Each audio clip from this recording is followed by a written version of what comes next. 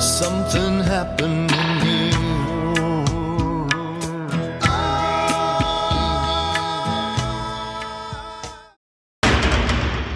And what I'm hoping is that it actually brings awareness to people of the harm it's doing, not only to guys that are locked up, but to their families. And how about the money they're spending keeping these guys locked up for something that the Lord put here for us to use? It just don't make sense to me. So, if spending this time in prison means getting that done, then it'll all be worth it. There are still prisoners in jail for life without the possibility for parole for marijuana, for the use of and the distribution of a plant. Many of you may not know that 3 strikes put you in jail for life, for nonviolence, for a plant, for a Schedule I drug, marijuana, cannabis, which was made illegal in 1937, an old law that should be wiped out, and we should have reform on that law right now, today. Things are changing, and we're seeing some movement. There are 33 legal states for medical in America, and there are 11 states which are totally legal for cannabis and marijuana usage for recreation and for medical. There are only 4 states left in the whole union, in the whole United States, that are illegal, that marijuana is illegal. What's wrong with this picture? Cocaine is a Schedule II drug. Marijuana is Schedule I with heroin. Yes. So that is what I cannot understand, is why we still have prohibition on marijuana when alcohol is legal. So you make your choice what you do and how you use your cannabis plant product properly to your taste and to your decision. We here at Lifers Madness the Movie do not recommend or prescribe anything throughout this whole movie. We are here to tell the story and to have interviews and testimonials of how it has helped people and why life imprisonment is old school and should not be anymore the state of the union. So hemp hooray, marijuana and cannabis equals paper, fiber, fuel, medicine, and food. So please, let's get our prisoners, bring them home. And let's not forget, this is officially the war on people. And here we go. Okay, that's it. Lady marijuana, make our peace grow. So old and yet so beautiful down in our soul. Your fire burns inside me, keep her from the cold. So warm and yet so beautiful down in my soul. The fire burns, my lady marijuana. Watch her burn down, down in my soul. Lady marijuana, make our peace grow. Lifers, scene 1 + 1, take 1. So old and yet so beautiful down in our soul. So old and yet so beautiful down in our soul.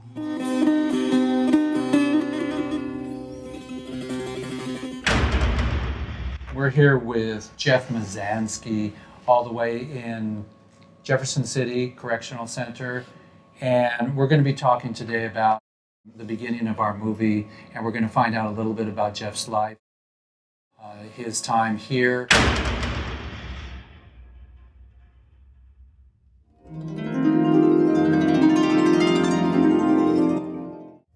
Well, actually, I think the first time was a little less than an ounce. The second time, I actually had about 6 ounces, but I had to take a sales charge that my nephew made as well for an ounce. Right. Okay, and the third time, I had 2.5 grams in my pocket. I got caught for acting in concert. It was 3 minor. It was all marijuana. Is what I was actually found guilty of.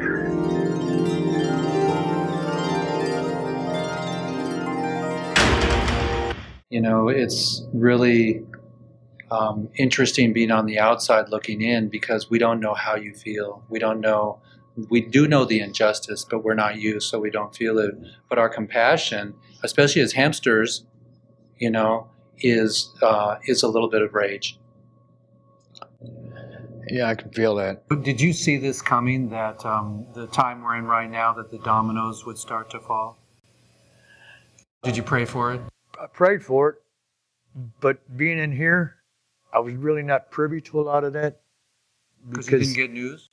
We get news on the TV, and I hear things here and there and a little bit out of newspapers, but as far as the effect of what really must be out there from, and I probably still don't know it all, you know, I just am now really catching up on a lot of things, Sure. like the medical marijuana, how it's helping. I see where it's helping the kids that are having the epileptic. Charlotte's Web. Right. You heard about that story. Yeah. And, you know, that's great. But how about all these kids that suffered through all these years because of the lies that we were told? It's Reefer Madness. There you go. That was one of the first ones. That was greed for paper. I mean, look here, you know, from what I read, we got, if I'm not mistaken, I might be quoting it wrong, but isn't it about 4 acres of hemp can save 7 acres of trees? Right. Okay. Because of all the products it is good for. Exactly. Paper, fiber, fuel, medicine, and food. They buried their pharaohs with it. They have seeds in the phairs. I heard Exactly. that. Just recently I heard that. Yeah, that was That's really right. cool.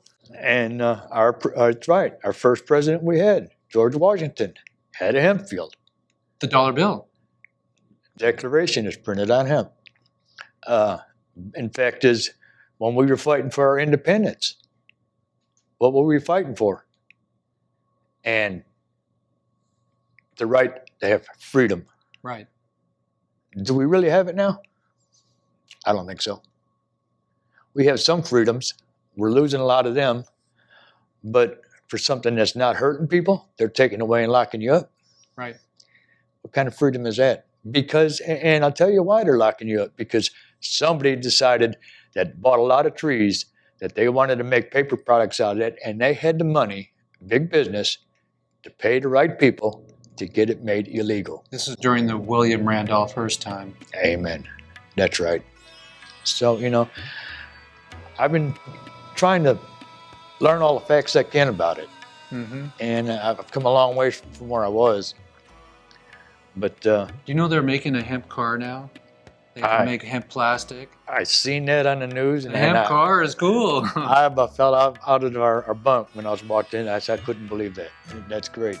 So why are we paying farmers now to leave their fields unplanted when we could be planting hemp in there, using it and developing a whole big industry instead of importing it from China? Right.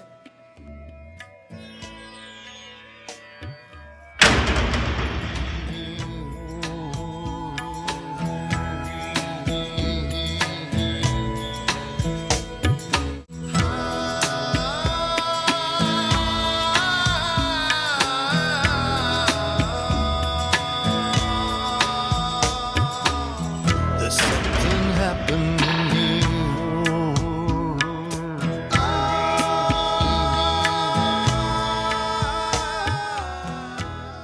7 years prior to the raid, her husband was diagnosed with a severe form of glaucoma while also battling diabetes. I had to serve him meals on a tray on his stomach. After years of various surgeries and hundreds of dollars out of pocket, Gene's pain didn't go away. There were months that I spent out of pocket $500 on eye drops, and they did not work. Pharmacist Mark Fink supplied Gene with legal medicine to ease his pain and understood why Gene turned to marijuana. They found good treatment and something they could afford. This was an avenue for him to get the treatment he needed. There's something happening here. You're telling me that next month you're going up for sentencing, both of you? Next month we go to trial. Dan Vietz is our attorney. He has filed a motion to dismiss on the convoluted Missouri right to farm bill.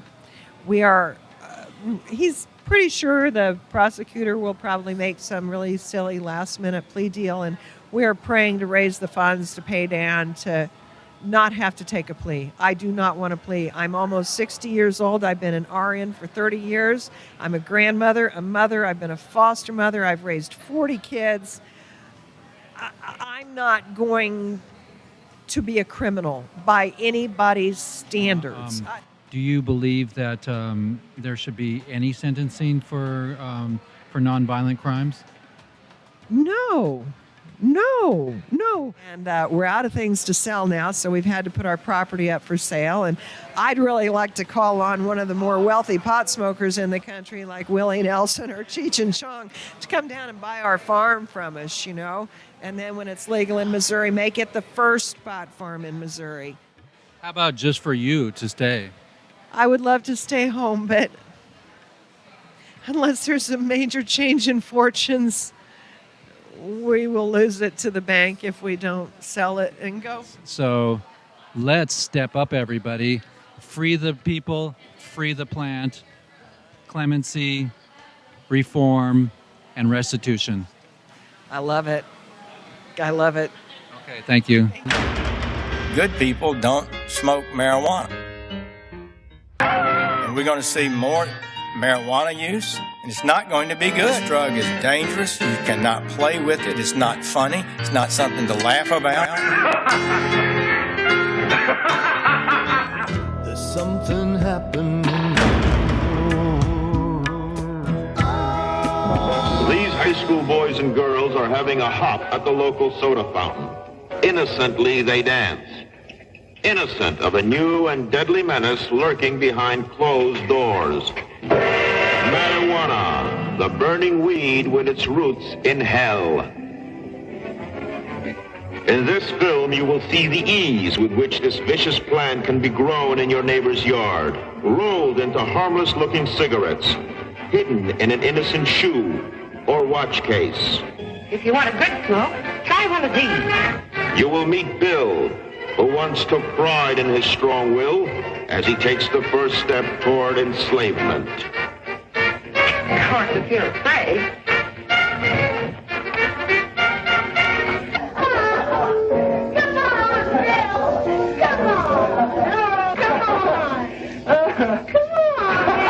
Smoking the soul-destroying reefer, they find a moment's pleasure, but at a terrible price. Debauchery, violence, murder, suicide, and the ultimate end of the marijuana addict. Hopeless insanity.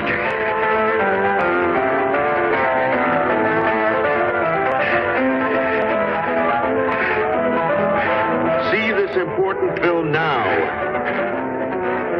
before it is too late.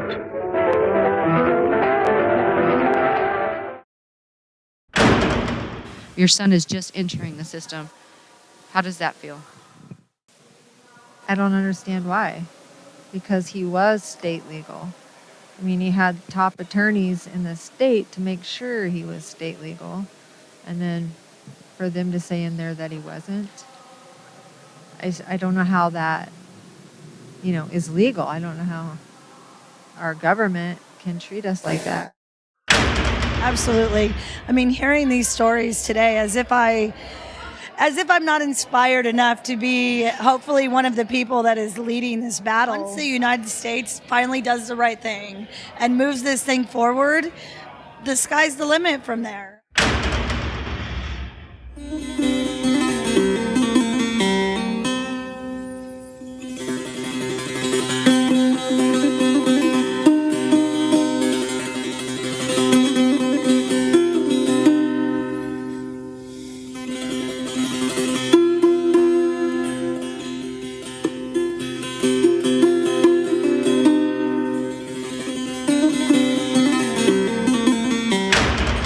with Jeff Mazansky's family members here, and my name is Jeff, obviously, and we were 2 days ago inside the correctional center in Jefferson City, and it was a pleasure to meet your brother and your father.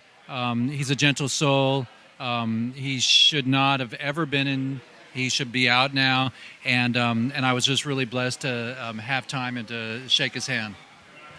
He's a good man. We can't wait to hopefully see him out here. This has been going on for 22 years now. And how many times a year do you get to physically visit Jeff? Like I said, about 5 or 6 times a year at least. So that cuts into the budget also, right? Oh yes, it's expensive to come down here, but it's my brother. How can you take somebody out of circulation for almost 22 years in December for marijuana convictions? There's something happening here.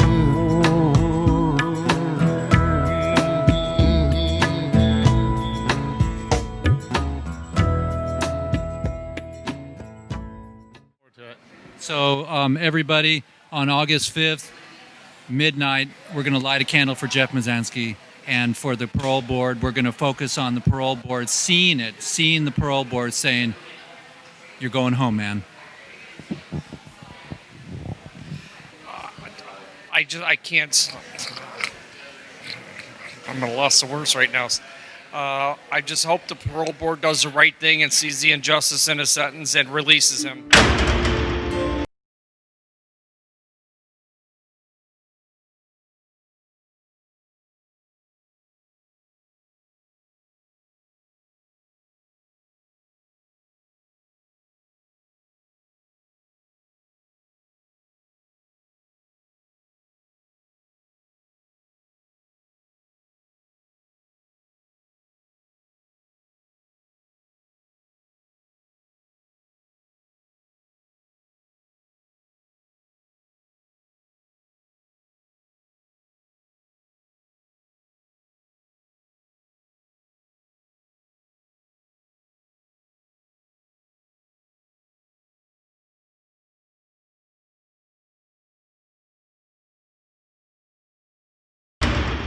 During that 10-year period, that's when I actually started speaking out against these failed policies of drug prohibition.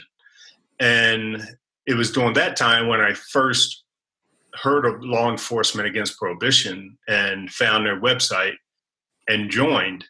And then I actually started publicly speaking. I officially became a LEAP speaker in 2008. And then on the board a year after that. And then I actually gave up policing, period, just to become the executive director of LEAP. And I've been here next month, it'll be 8 years as the executive director. And during the past 8 years, I tell you, I've worked harder in my life than ever before. And it's very, very rewarding. So it's not exhausting work. Don't get me wrong. I get tired, I get frustrating, but mentally it is not exhausting because of the rewards that come from this great work. Jeff, the same kind of work that you do when it's something that your heart is really into and that you're passionate about. They say you'll never work a day in your life.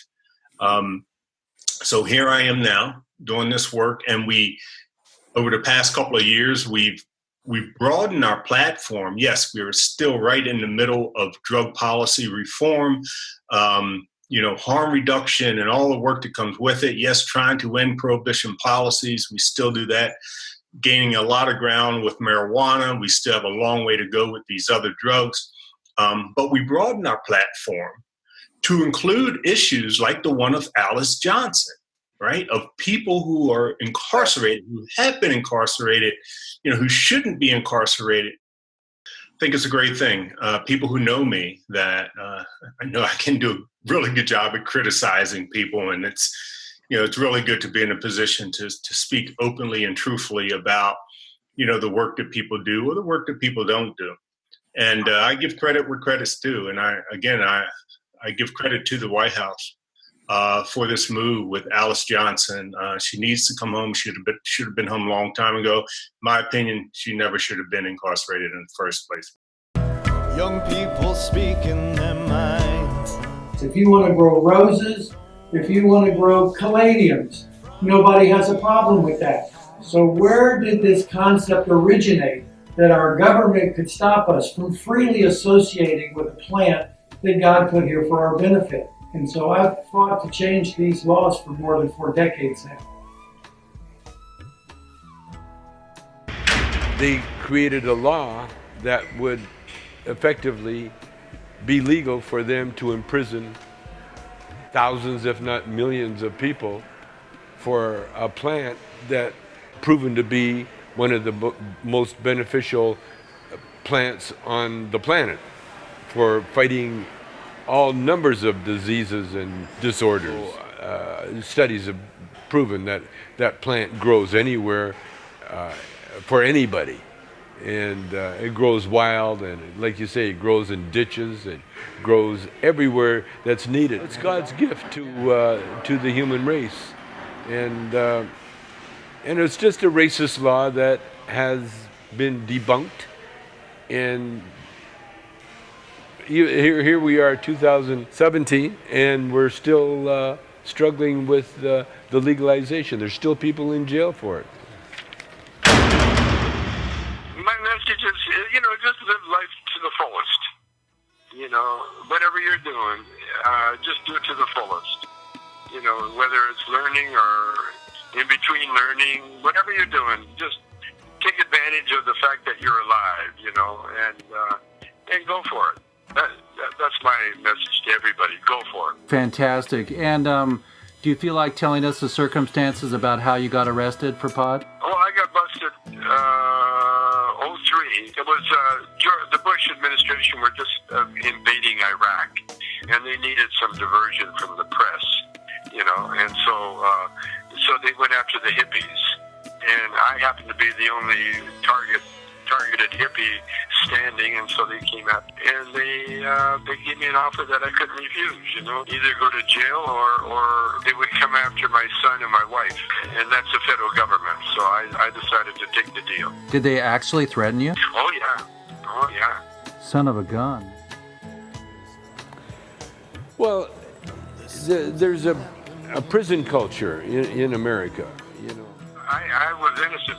It wasn't my company. I was just advertising, which people do. I wasn't selling anything, illegally. We had a business license. It was just the Bush administration going after the bomb industry. In their mind, they're going after those evil drug pushers, and as a result, I was kind of hinted that I would get a house arrest, but I ended up getting 9 months in the federal prison and becoming a felon. So as a victim of imprisonment for nonviolence associated with marijuana, what was your experience on the inside? It was very good, very spiritual. I went in there with an open mind, open heart, and I wanted to make the best of it. I felt like I was a journalist embedded with the troops, and I really studied. I learned how to become a convict. I hooked up with a seasoned old, con that had been in and out of jail all his life, and so he showed me how to do time. There's a way to do time, and he showed me. And then I hooked up with the intellect in prison. There was a caddy, golf caddy, who took me under his wing and took me into his kitchen too, because he would cook healthy homemade meals every night. And we never ate in the mess hall ever. Were you surprised that how long they kept you in? No. Where I live, I was surrounded by 4 lawyers, and the lawyer across the street gave me the best advice. He said, "Take the deal, do the time, and then, come out and live your life, because you can't beat the government. The government is too powerful, and if they want you, they get you." And what's your take on 3 strikes? Oh, it's horrendous. It's the whole marijuana law, all the drug laws, they're all racist laws, including prohibition. Prohibition was a racist law too. They're going after the Italians and Germans and the French for their wine and their beer, and they're going after the black and the Latinos for their love of marijuana. So all these laws that are still in the books are racist laws, much like the anti-gay movement. And you know about Uruguay, that Uruguay, the president of Uruguay, do you know about them? No, tell me. It's the only country in the world where they're using marijuana freely right now, and hemp. Where's this at? Where's this at? In Uruguay. Oh, Uruguay. Oh, I love that. Oh, great. I love that. I'm going to go move there. I love that. Uruguay is the best. We're here on the planet to learn, and the only way we learn is by making mistakes. And that's the government, and that's human beings. And so all these mistakes that are made teaches us something. I was incarcerated for selling bongs. Okay, and I got a last question for you here. What are your plans and dreams to end prohibition and assist the lifers to see the light and be freed? Everything that happens on this planet happens for a reason. And prohibition happened for a reason. And I think one of the reasons was that it gave it gave us, because the government or the pharmaceuticals refused to test the plant or to explore its different uses. We were forced to do it on our own on the black market side, and so which we did.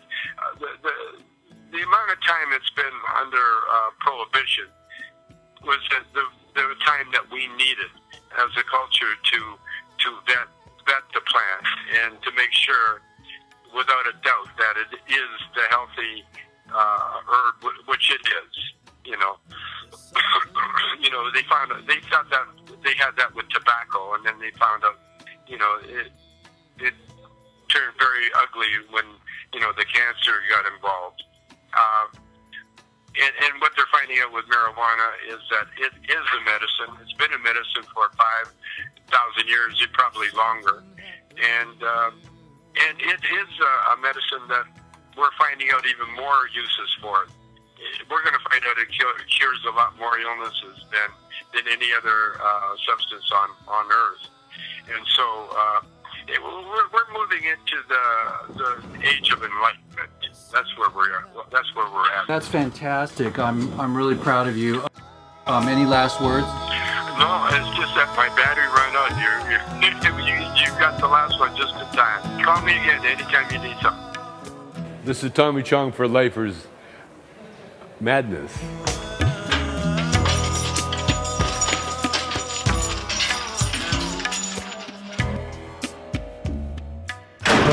I heard also, and your name was again? Iva Carruthers. Hi, Iva. Pleasure. That the revolution will begin with compassion. Absolutely, because the end destination is not reform, but it is really transformation. Yes. And that transformation means that we create a new kind of world in which the racialized hierarchy, the ways in which capital is used to disempower people as opposed to providing people with the quality of life that we all deserve, has got to be the end destination. And so when we can begin to think differently about the distribution of compassion, of care, of notions of justice, of notions of healing, of notions of well-being, of notions of embracing the diversity of the world, and driven by the spirit which is common to us all, correct, then I think we can reach a new kind of way that speaks to a new world order that embraces all of us and affirms our fundamental human rights and our fundamental human dignity. Do you all see hope?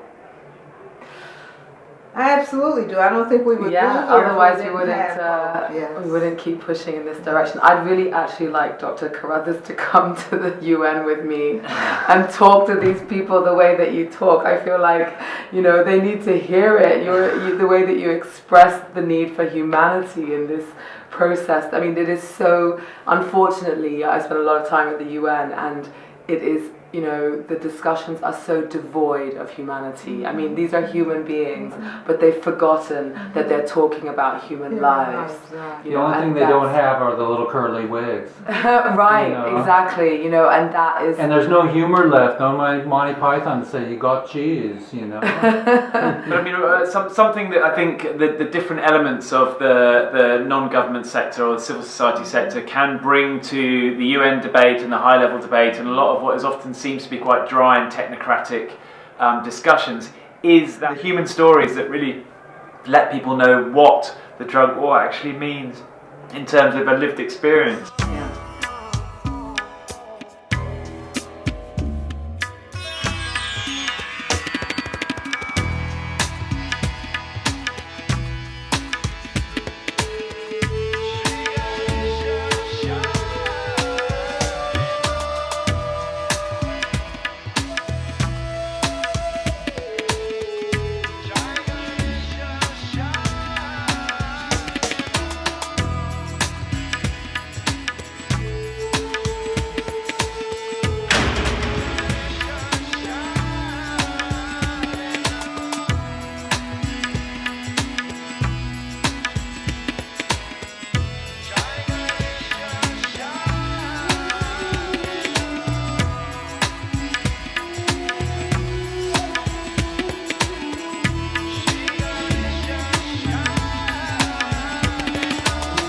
Hey everybody, this is Jeff for Lifers the Movie.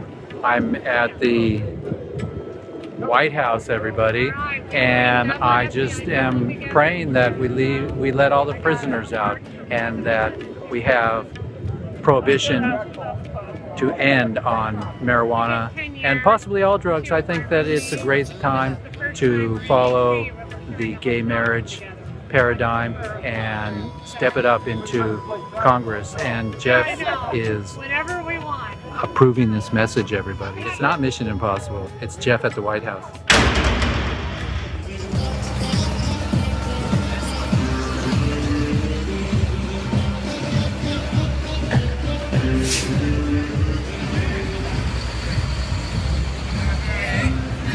What's going on over there now? It's a guy, my friend.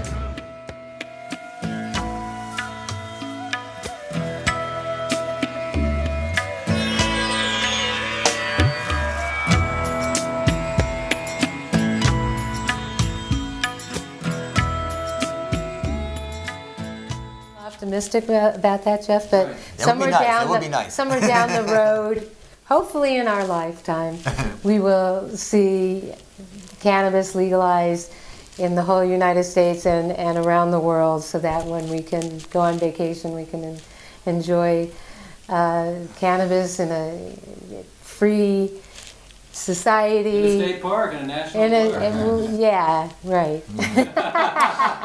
And so the two major reasons that they had for why they could not legalize marijuana in 2005, they have gone contrary to both of them since then, and we can cite their own decisions on those matters if it gets to the Supreme Court again.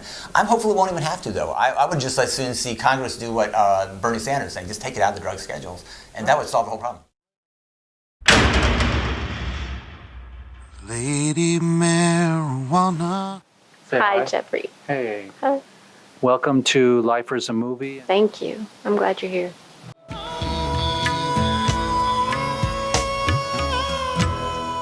Young people speaking their minds. Tell us a little bit about how you found the plant marijuana. I found it on Craigslist a couple of years ago. Searching for information? No, I actually was just looking through Craigslist, sitting in my far infrared sauna in my garage, and saw something that said MMJ, and I said, "What's that?" And I clicked on it. I had no idea. I was shocked to see people offering cannabis on Craigslist. I'm Kirsten. My friend Jeffrey came over today to talk with me about medicinal cannabis and my personal experience with it. I am a retired homeschool mama of one, recent graduate from music conservatory, and I in some ways miss my boring life immensely, but I'm so grateful for the things I've learned post-diagnosis, post-exiting the allopathic realm. I really was looking forward to life post-homeschooling, reinventing myself, going back to school, something good. I don't know what it was, but good Lord had another plan and another way of learning. No cancer history in my family. I'm the first, besides somebody who was a smoker. Breast cancer, triple negative. So I had a left radical mastectomy December 28th of 2010. I proceeded to go to my deathbed very quickly. Before staple removal, I had an explosion on the chest wall that grew very rapidly. It was an open necrotic tumor. At last measure, with home health nurses coming every day, it topped out around 39 by 39 centimeters. It had a topography of 6 to 8 inches, and it was literally eating me alive. At that point, I was in no shape for cannabis cultivation, even trying to find it. I had no way to begin, and it just wasn't even on the radar. I went with cancer vaccine with a naturopath in the Seattle area who saved my life. When the state of Washington decided that he was no longer permitted to do that, thanks to partnering with the hospital that put the target on my back when I left, at that point, I started looking for other options. Found a woman grower who listened to me instead of scolding me on the telephone, and she provided me with my first batches of leaves. I was so grateful. From there, it just kind of expanded. I started learning about the plant. I realized very quickly that the plant isn't only beneficial for cancer, it's beneficial for pretty much anything that ails a person, depending on how you deliver it into your body, either topically, through a raw tincture that you can make yourself very simply, through inhalation for the 9 lung nodules via vaporization, as well as golden milk with activated cannabis flower in it. I use it topically as well. So there are lots of different ways to get it in you. There are lots of different reasons, as many reasons as there are people who suffer. There's a lot of suffering, I believe, at the hands. It's compounded by the pharmaceutical industry, and our government is in collusion with them.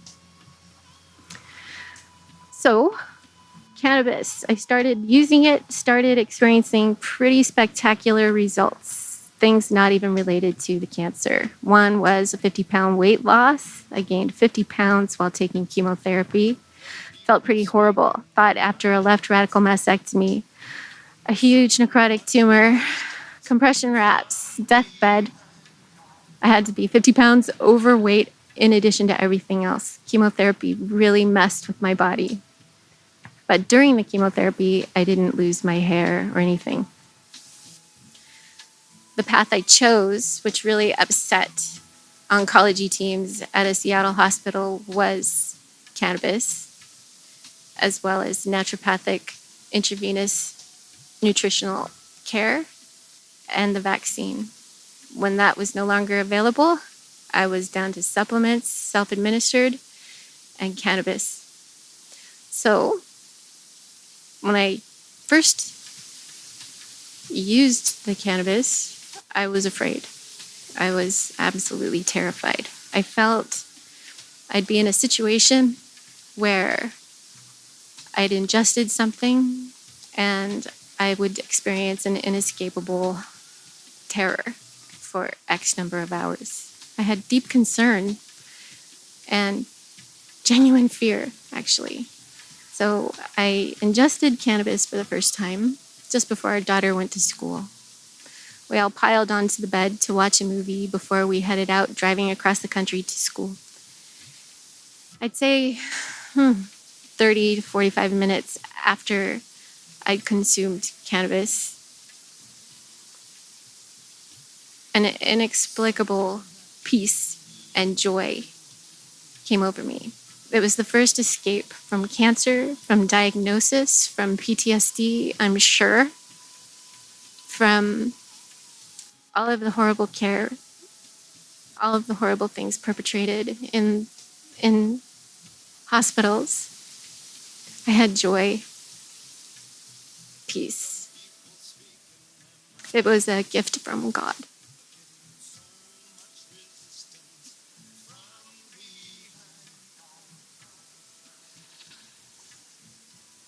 And I didn't believe in it. I used to say sarcastically, if your back hurts because you roller skated and you hurt yourself, young person, just own it. You like cannabis, just smoke your cannabis, enjoy it, and don't use excuses. Own your stuff. That was pride. And I had a big fall. And it's okay.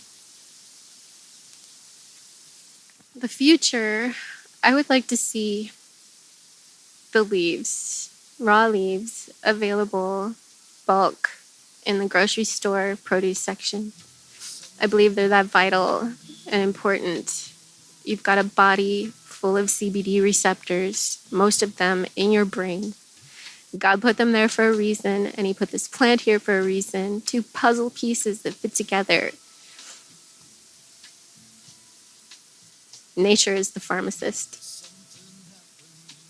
I thank you so much, Jeffrey. I thank Lifers, the movie, for what they're doing, for raising awareness in a tragic situation where we are essentially indentured to the pharmaceutical industry in the name of profit.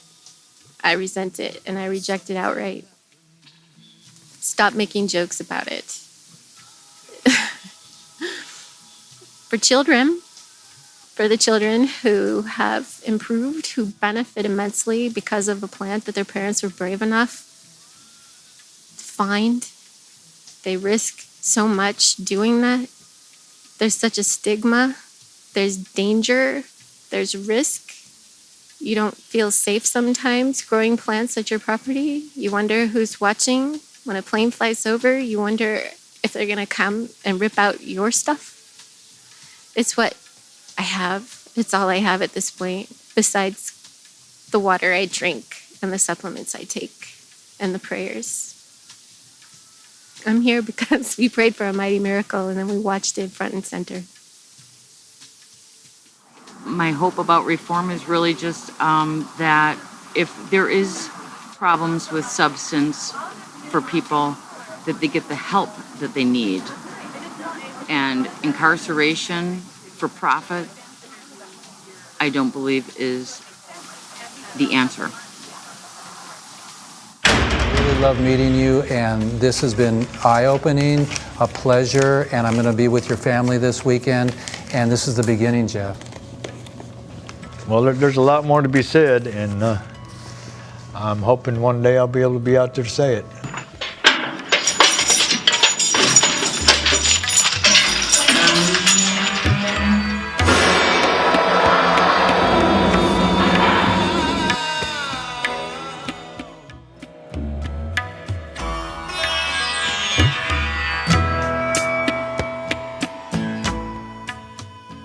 A Missouri man who thought he would be spending his life behind bars just walked out of the prison where he spent the last 21 years.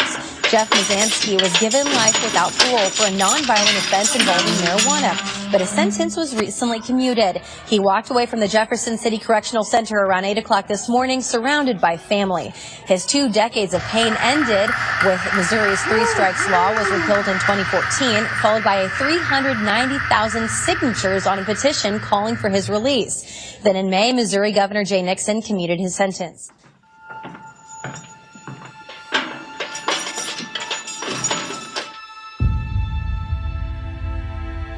This is the beginning. It's such a pleasure to meet you, and It's been a pleasure to meet you. And I'm looking up at Jack Herrera in the sky and saying, you know, here I am, Jack. I made it all the way in.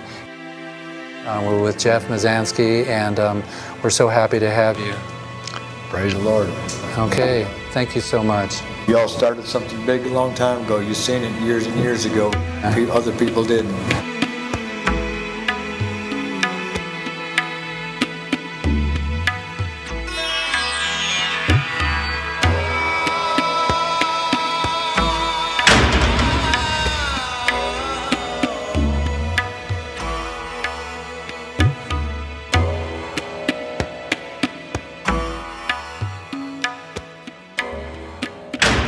Thank the gods up above that I didn't come out with hate And, you know, I did all I can to make changes in prison, and I will do all I can to make changes out of prison. Make an example that, you know, even though you threw away the key on me, I am a human being, and, you know, I'm trying to do the best I can.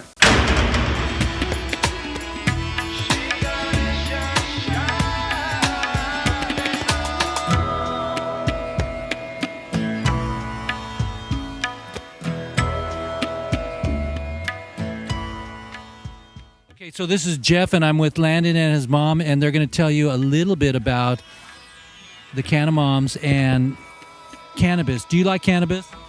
Yes. And has it helped you? Yes. And what is your story? What happened before you had cannabis?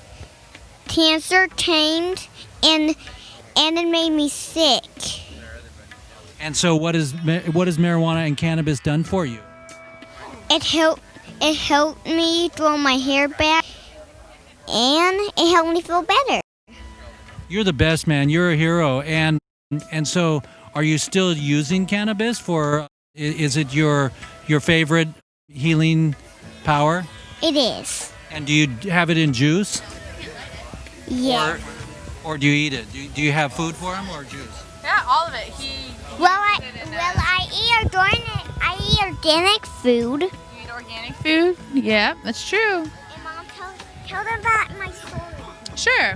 Hi, this is Sierra Riddle, and Landon and I are here in Seattle to help spread Team Landon's message and the Canamom message of, you know, treating our terminally ill children with cannabis over narcotics and pharmaceuticals that, you know, delay them and put them in a fog and, you know, regress our children's development while they are fighting these terminal illnesses. And you know, we're happy to run into you guys again, and that was over a year ago at Denver 420, and, you know, as you can see, Landon's still doing really amazing. He's still cancer-free, and, you know, it's just been such an incredible journey for all of us, really, to be on. Sure, go ahead. Go ahead, man. What do you want to say? I want to say Tanner sucks. No, don't say that. Cannabis sucks cancer. Right, Mom? Yes. Okay, say it. Cannabis sucks cancer. Yeah. Sure does stop cancer. Well, do you know? Watch it. Okay, I got your mic. Oh, thank you. Okay. So, your name is Landon? Yes. So, Landon just reached the camera and focused on my face, and that's very nice. So, he's learning how to be a cameraman. Yeah, you're a little man now. You're doing great. So, let me go push it on your face here.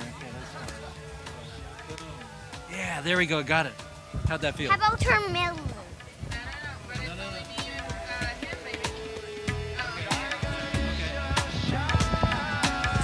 Yeah, so we are, you know, hopeful to be back in Seattle again next year, and speaking about the same thing, you know, and I've run across every day more and more parents who have heard the Canamom message, who have heard the Team Landon message, and, you know, they're treating their children now, everything from cancer to epilepsy, autism, cerebral palsy, you know, Crohn's and colitis types issues. I mean, it's really been amazing for a lot of our children.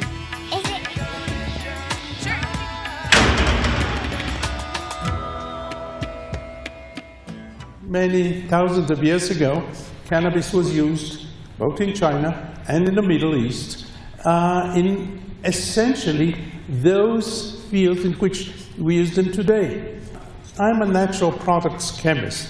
I work on the chemistry of compounds found in plants and animals, and I was a little bit surprised to find out that while morphine had been isolated in the 19th century and cocaine was known also a long time, the chemistry of cannabis was not that well known. People, very good people, had worked on it, but the active compound had apparently never been isolated in pure form, and although its structure was guessed more or less, it was not really known. Now that's not just a chemical problem, because there is no way there is pharmacology or clinical work can be done with compounds that are not well defined.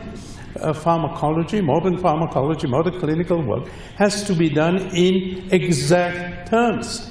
And if you cannot actually say we took so many milligrams of something and we know what we're doing and we know the metabolism. Well, it cannot be done. So at that point, there were very, very few groups working with cannabis.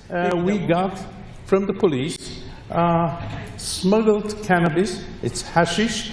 There is a good collaboration between Lebanese, Arabs, and Israeli Jews in smuggling cannabis from the Lebanon.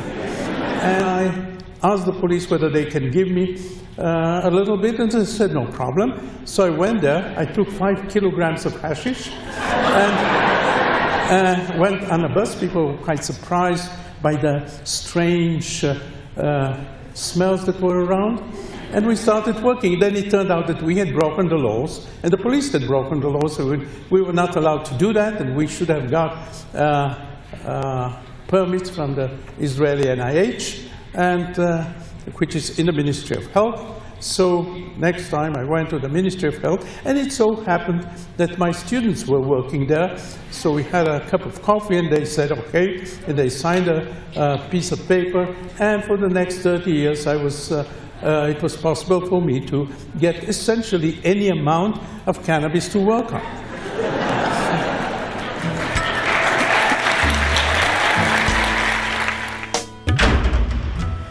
I was put in holes that actually were condemned. So you became just a piece of paper? Right. Actually condemned. I did time in what you call boxcar cells, which were totally legal then and outlawed now. Thank you, Mr. President, for clemency. Thank you, Mr. President, for clemency. Thank you, Mr. President, for clemency. Thank you, Mr. President, for clemency. Thank you, Mr. President, for clemency. They didn't teach us in public school. They didn't teach us in high school. They didn't teach us in college that the #1 plant on earth, heck, marijuana, for paper, for fiber, for fuel, for food, for protein, and for medicine. #1, greater than all the rest. The King Kong plant of the planet that was outlawed, stolen out of our education, so we and our parents would grow up ignorant of what everybody knew in the world 100 years ago. And they outlawed it, and I grew up, and most of us grew up. I was in my mid-30s before I found out that marijuana was hemp. I want to hear how many of you knew this information 10 years ago? How many of you know this information now? It's time to get together and tumble down their walls and let people out of jail. We have 200,000 Americans in prison for something I did this afternoon.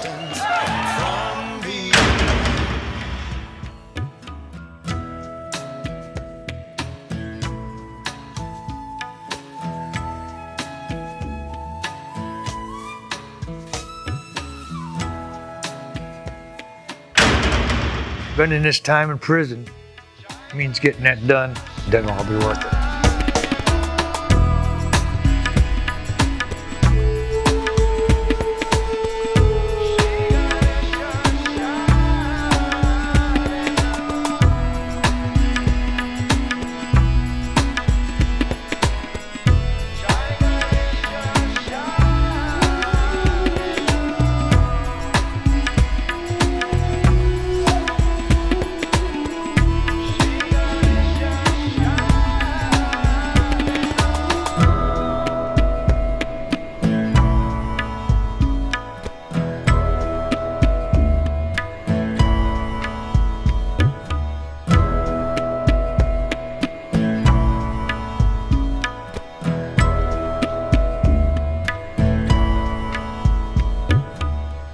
Something happening here.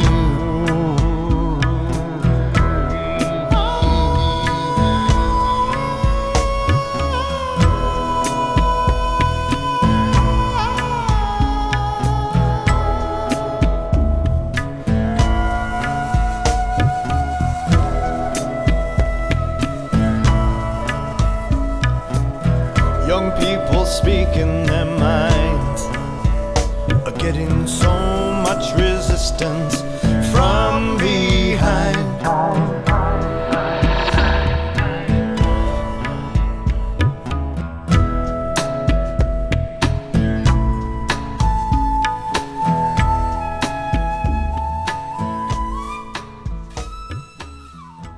Jeff Eichen here with Lifers the Movie.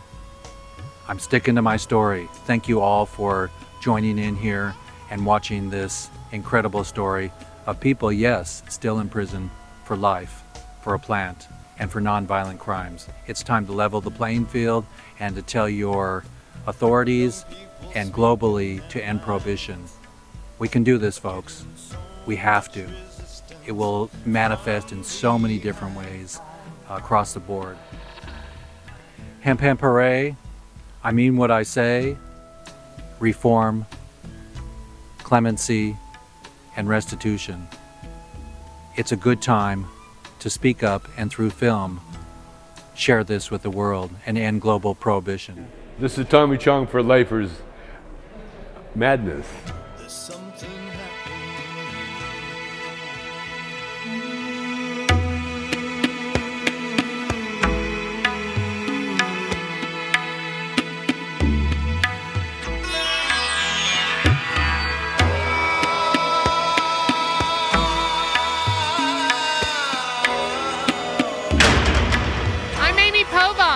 And I'm Jeff Mazansky. And we're for LifersTheMovie.com. Free the plant, free the prisoners. Free the plant, free the prisoners. Free the planet, free the prisoners. Free the plant, free the prisoners.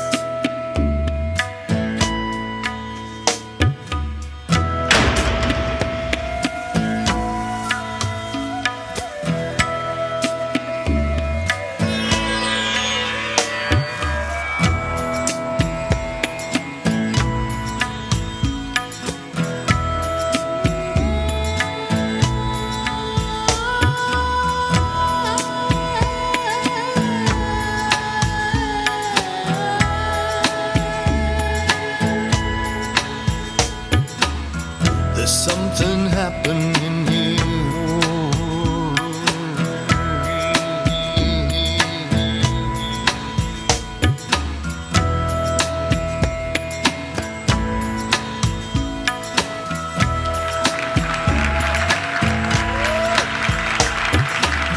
There's something happening here. So share this movie and share your thoughts and keep the conversation going. Jeff Eichen for LifersTheMovie.com. Blessings.